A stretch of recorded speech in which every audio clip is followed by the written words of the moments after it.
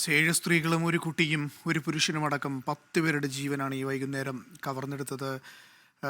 ഒരു വലിയ വേദനയിലാണ് മലപ്പുറത്തെ പാങ് എന്ന നാട്.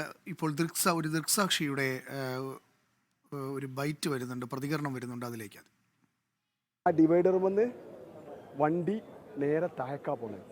പക്ഷെ ആ സമയത്തൊരു ശബ്ദം കേട്ടു, വണ്ടിയിലുണ്ടായ ആളുകളുടെ ശബ്ദം. പിന്നെ കേൾക്കുന്നത് വണ്ടി വീണ ശബ്ദം കേൾക്കണേ. അപ്പോൾ തന്നെ അവിടെ കൂടിയ യാത്രക്കാരൊക്കെ ആണ് അവിടെ അങ്ങോട്ടും ഇങ്ങോട്ടൊക്കെ കിടക്കുകയാണ്.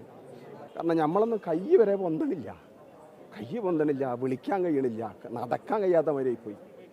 അത്രയും ഒരു വിഷമഘട്ടമാണ്. പക്ഷേ മറ്റേ തമിഴ്നാട് പോലീസ് അവിടെ ഫോറസ്റ്റാണ് ഫസ്റ്റ് അവിടെ എത്തുന്നത്.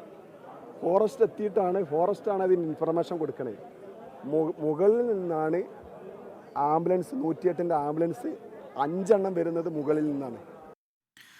ആ ദൃശ്യങ്ങളിൽ നമുക്ക് കാണാൻ കഴിയും. ഒരു ടെമ്പോ ട്രാവലറാണ്, പക്ഷേ അത് പൊടിഞ്ഞു പോയിരിക്കുന്ന ഒരു അവസ്ഥയിലേക്കാണ് ഉള്ളത്. നിഖിൽ, ഇപ്പോൾ ഈ ദൃക്സാക്ഷി പറയുന്നത് ഈ ഏകദേശം 300 അടി താഴ്ചയിലേക്കാണ് ഈ വാഹനം വന്ന് വീണ് കഴിഞ്ഞ് ഇവരൊക്കെ തെറിച്ചു പോകുന്നത്, അല്ലെ ചിതറിപ്പോകുന്ന കാഴ്ചയാണ് കണ്ടതെന്ന് അദ്ദേഹം തൊണ്ടയിടറിക്കൊണ്ട് പറയുകയാണ്.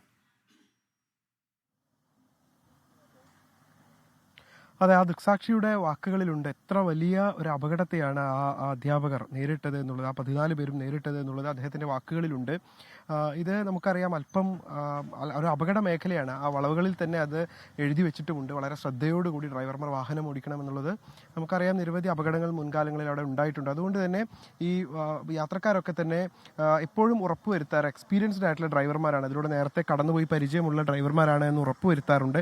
എന്തായാലും ഇപ്പോൾ ഉണ്ടായിട്ടുള്ള ഈ ദൗർഭാഗ്യകരമായ സംഭവം അത് ഒരു നാടിനെ ആകെ കണ്ണീരിൽ ആഴ്ത്തിയിരിക്കുന്ന ഒരു കാഴ്ചയാണ് നമുക്ക് കാണാൻ കഴിയുന്നത്. ഇനിയിപ്പോൾ മൃതദേഹങ്ങൾ നാട്ടിലെത്തിക്കുന്നതിന് വേണ്ടിയിട്ടുള്ള തുടർ നടപടികൾ സ്വീകരിച്ചുകൊണ്ടിരിക്കുകയാണ്. അത് ഏകോപിപ്പിക്കാൻ വേണ്ടി മലപ്പുറത്തു നിന്നും പാലക്കാട് നിന്നുമുള്ള ജില്ലാ ഭരണകൂടത്തിന്റെ വക്താക്കൾ അവിടേക്ക് ഇതിനോടകം തന്നെ പോയിട്ടുണ്ട്, അവരവിടെ എത്തിച്ചേർന്നിട്ടുണ്ട്. അതോടൊപ്പം തന്നെ ആരോഗ്യവകുപ്പ് മന്ത്രി അടക്കം സംസ്ഥാന സർക്കാർ അടക്കം നേരിട്ട് ഇക്കാര്യത്തിൽ ഇടപെടലുകൾ നടത്തിയിട്ടുണ്ട്. എത്രയും വേഗത്തിൽ പോസ്റ്റ്മോർട്ടം നടപടികൾ അടക്കം പൂർത്തിയാക്കി മൃതദേഹങ്ങൾ നാട്ടിലേക്ക് എത്തിക്കുന്നതിന് വേണ്ടിയിട്ടുള്ള നടപടികൾ സ്വീകരിച്ചിട്ടുണ്ട്. നമുക്കറിയാം, ഇത് അപകട മരണങ്ങളാണ്. അതുകൊണ്ട് തന്നെ വളരെ വേഗത്തിൽ ഈ പോസ്റ്റ്മോർട്ടം നടപടികൾ അധിക കാലതാമസമില്ലാതെ പൂർത്തിയാക്കാൻ കഴിയും. അത് പൂർത്തിയാക്കി അധികം വൈകാതെ തന്നെ, അതായത് നാളെ രാവിലെ 9 മണിയോടുകൂടി ഇവിടേക്ക് മൃതദേഹങ്ങൾ എത്തിക്കാൻ കഴിയും എന്നുള്ളൊരു പ്രതീക്ഷയാണ് നിലവിൽ പങ്കുവയ്ക്കപ്പെടുന്നത്. തമിഴ്നാട് സർക്കാരിൻ്റെ ആംബുലൻസുകൾ അവിടെ തയ്യാറായി നിൽപ്പുണ്ട്. 10 ആംബുലൻസുകൾ അവിടെ തയ്യാറാക്കി വെച്ചിട്ടുണ്ട്. പോസ്റ്റ്മോർട്ടം നടപടികൾ പൂർത്തിയാകുന്ന മുറയ്ക്ക് ഓരോ മൃതദേഹങ്ങളായ ആംബുലൻസുകളിലേക്ക് മാറ്റും. അതിനുശേഷം നേരെ ഈ മലപ്പുറത്തേക്ക് മൃതദേഹങ്ങൾ കൊണ്ടുവരും. അതിനുള്ള ക്രമീകരണങ്ങളാണ് അവിടെ ഏർപ്പെടുത്തിയിട്ടുള്ളത്. ഇപ്പോൾ അവിടെ എത്തിച്ചേർന്നിട്ടുള്ള ബന്ധുക്കൾ തിരിച്ചറിഞ്ഞ മൃതദേഹങ്ങളാണ് പോസ്റ്റ്മോർട്ടം ചെയ്ത് തുടങ്ങിയിട്ടുള്ളത്.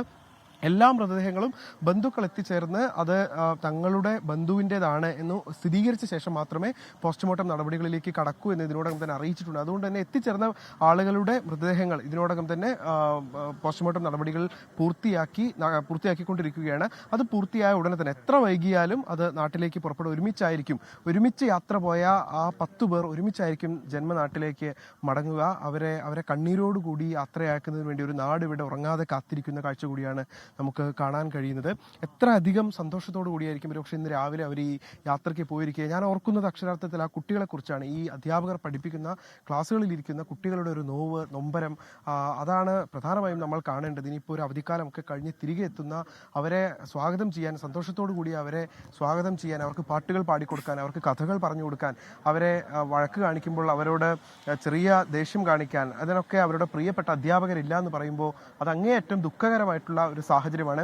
ഈ LP സ്കൂളുകളുടെ ഒരു പ്രത്യേകത, ഈ സമീപത്തുള്ള ആളുകൾക്കൊക്കെ സ്കൂളിലെ അധ്യാപകർ ആ സ്കൂളുമായും ഒക്കെ വലിയ അടുപ്പമുണ്ടാകും. ഈ യാത്രയിലെ ഒരു പങ്കാളിത്തം തന്നെ എടുത്തു നോക്കുമ്പോൾ നമുക്കത് മനസ്സിലാക്കാൻ കഴിയും. അവിടെ പാചകം ചെയ്യുന്ന പാചക തൊഴിലാളിയുണ്ട്, അവരുടെ കുട്ടിയുണ്ട്. അങ്ങനെ ആ സ്കൂളുമായി ബന്ധപ്പെട്ട് കിടക്കുന്ന സാധ്യമാകുന്ന എല്ലാവരെയും ചേർത്തുകൊണ്ടാണ് ഒരു യാത്ര അവർ പോയത്. കഴിഞ്ഞ വർഷം ഇപ്പോൾ പോകാതിരുന്ന അധ്യാപകർ കൂടി ആ യാത്രയിൽ ഉണ്ടായിരുന്നു. അവർക്ക് പോകാൻ കഴിയാഞ്ഞത് പലവിധ കാരണങ്ങൾ കൊണ്ടായിരുന്നു. ഒരു അധ്യാപികയ്ക്ക് ഹജ്ജ് നിർവഹിക്കാനുള്ളത് കൊണ്ട് അവർക്ക് പോകാൻ കഴിഞ്ഞില്ല. അങ്ങനെ പലതരത്തിൽ പല കാരണങ്ങൾ കൊണ്ട് പോകാൻ കഴിയാതിരുന്ന 3 പേർ, ബാക്കി അപകടത്തിൽപ്പെട്ട 10 പേർ, അതിൽ 4 പേർ ഇപ്പോൾ 4 പേരുടെ ജീവൻ രക്ഷിക്കാൻ കഴിഞ്ഞിരിക്കുന്നു. അവരിപ്പോൾ ചികിത്സയിൽ തുടരുകയാണ്. ആ ചികിത്സയിലുള്ള ആളുകളുടെ നില തൃപ്തികരമാണ് എന്നുള്ള ഈ നോവിനിടയിലും ഒരു ആശ്വാസകരമായിട്ടുള്ള വാർത്ത കൂടി നിലവിലത്തെ സാഹചര്യത്തിൽ പുറത്തു വരുന്നുണ്ട്. എന്തായാലും ഈ നാടൊന്നടങ്കം കേഴുകയാണ്. തങ്ങളുടെ പ്രിയപ്പെട്ട അധ്യാപകരെ, കുട്ടികളെക്കുറിച്ച് ഓർത്ത് നാളെ രാവിലെ ആ മൃതദേഹങ്ങൾ നാട്ടിലേക്ക് എത്തിക്കും, വീടുകളിലേക്ക് എത്തിക്കും. ഞാൻ നേരത്തെ സൂചിപ്പിച്ചതുപോലെ തന്നെ ആദ്യഘട്ടത്തിലൊന്നും തന്നെ ഈ അപകടം നടന്നതിന് ശേഷം, മരണം സ്ഥിരീകരിച്ചതിന് ശേഷവും ഈ അധ്യാപകരുടെയോ കുട്ടികളുടെയോ ഒന്നും വീട്ടിൽ ഈ മരണവിവരം അറിയിച്ചിരുന്നില്ല. ഒരു അപകടം പറ്റിയെന്ന് മാത്രമാണ് പലരോടും അറിയിച്ചിരുന്നത്. എന്നാൽ പിന്നീട് മാധ്യമങ്ങളിലൂടെയും മറ്റും ഈ കാര്യങ്ങൾ അറിഞ്ഞ് വീടുകളിലേക്ക് ആളുകളൊക്കെ എത്താൻ തുടങ്ങിയതോടുകൂടി ഈ വീടുകളിൽ നിന്നെല്ലാം വലിയ നോവും നൊമ്പരവുമായിരുന്നു നമുക്ക് കേൾക്കാൻ കഴിഞ്ഞിരുന്നത്. ഇപ്പോൾ ഞാനുള്ള ഈ അങ്ങാടിക്ക് വളരെ അടുത്താണ് റംല എന്ന് പറയുന്ന അധ്യാപികയുടെ ഒക്കെ വീട്. അങ്ങനെ ഈ വീടുകളിൽ നിന്നെല്ലാം വലിയ കണ്ണീരായിരുന്നു ഉയർന്നുകൊണ്ടിരുന്നത്. ആ വീടുകളിലേക്കൊക്കെ ആളുകൾ ഇങ്ങനെ ഈ വിവരങ്ങൾ അറിഞ്ഞ് എത്തിച്ചേർന്നുകൊണ്ടിരിക്കുകയാണ്. എന്താണ് തങ്ങളുടെ പ്രിയപ്പെട്ടവർക്ക് സംഭവിച്ചത് എന്നുള്ളത് അറിയാൻ വേണ്ടി ആ വീടുകളിലേക്ക് എത്തിച്ചേരുന്ന കാഴ്ചയാണ് നമുക്ക് കാണാൻ കഴിഞ്ഞത്. ഇപ്പോൾ ഞാനുള്ള ഈ ജംഗ്ഷനിൽ നിന്ന് ഇതുവഴിയാണ് ആ വിദ്യാലയത്തിലേക്ക് പോകുന്നത്. ഇവിടെ ചെറിയ കടകളൊക്കെ ഉണ്ട്.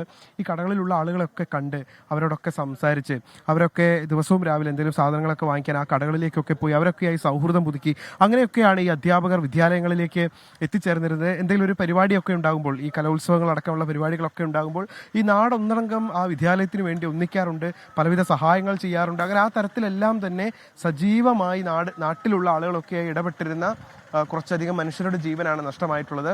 അതൊരു കാരണവശാലും നികത്താനാകുന്നതല്ല. എന്താണ് ഈ അപകടത്തിന്റെ യഥാർത്ഥ കാരണം എന്നുള്ള വിവരങ്ങളടക്കം ഇനി പുറത്തു വരേണ്ടതുണ്ട്. പക്ഷെ അതിനൊക്കെ അപ്പുറത്തേക്ക് ഈ നാടിന് നഷ്ടമായിട്ടുള്ളത് 10 ജീവനുകളാണ്.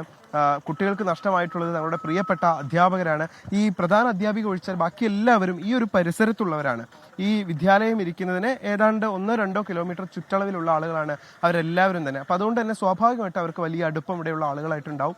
അതുകൊണ്ടാണ് ഈ രാത്രിയിലും, ഇപ്പോൾ ഞാനുള്ള ഈ ജംഗ്ഷനിലേക്ക് ഈ രാത്രിയിലും ആളുകൾ എത്തിച്ചേരുന്ന ഒരു കാഴ്ച നമുക്ക് കാണാൻ കഴിയുന്നത്. അനൂപ്, നാളെ അത് പൊതുദർശനത്തിനൊക്കെ എത്തിക്കുമ്പോൾ അതിവൈകാരികമായിരിക്കും ആളുകളുടെ വൈകാരികമായിരിക്കും. നിഖിൽ പറഞ്ഞൊരു വലിയ പോയിന്റ് ഉണ്ട്. കാരണം ആ കുട്ടികൾ പ്രതീക്ഷിച്ചിരിക്കുന്ന, അല്ലെങ്കിൽ ഇനി ഇത്തവണ സ്കൂൾ തുറക്കുമ്പോൾ ഞങ്ങളുടെ ടീച്ചർമാർ എത്തും എന്നവർ പ്രതീക്ഷിക്കുമ്പോൾ 10 ടീച്ചർമാരാണ്, 10 അധ്യാപകരാണ് അവർക്ക് മുന്നിൽ നിന്നും പെട്ടെന്ന് മാഞ്ഞു പോയത്. അത് ആ കുട്ടികൾ എങ്ങനെ മനസ്സിലാക്കും, അല്ലെങ്കിൽ അതെങ്ങനെ അവർ എടുക്കും എന്നുള്ളത് ഏറ്റവും പ്രധാനപ്പെട്ട കാര്യമാണ്.